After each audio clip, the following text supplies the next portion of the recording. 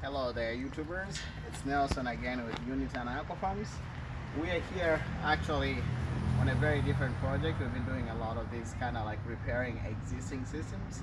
We didn't officially build this. It's not poorly designed system. It's a good design, but it just needs a lot of maintenance and definitely being able to repair it to get it to kind of like in a way a facelift.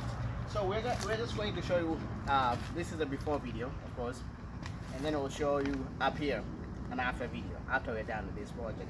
And then up here somewhere also, we're going to have progress as far as how this system is doing, okay? So just look at how this is right now. As you can see, this is apparently the front of the greenhouse. Yeah, it kind of looks discouraging if you ask me, you know?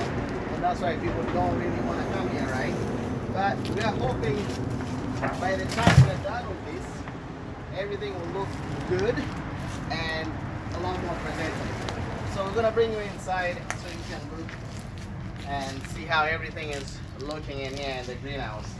We just filled it up to make sure the fish don't die and have some aeration and water running in here. You can see a lot of spider webs. You can see dead plants, you know, leaves, leaks. So we're gonna make sure when we are done with this system, everything is where it needs to be, and we'll make sure we keep like showing you guys the progress of how everything is going. Yes, it's not rocket science again, but it's just a little bit of kind of like a technical input on my end. So this is one would be considered to be a consultation in a way. The biggest thing though, apart from everything you see, this greenhouse is not finished at the bottom. There is no barrier. So rats, mice, whatever creatures want to get in the greenhouse, they can. And already I can see here, you see? Here I see rat droppings. You see that? So that means there are rats here and they've accessed something in here. Yeah. So there is a lot of stuff that we'll have to change to get this greenhouse 100% where we want it to be. But it's gonna look, it's a cute little greenhouse. It's gonna look beautiful. My biggest thing is automation. You know, we want to integrate programming.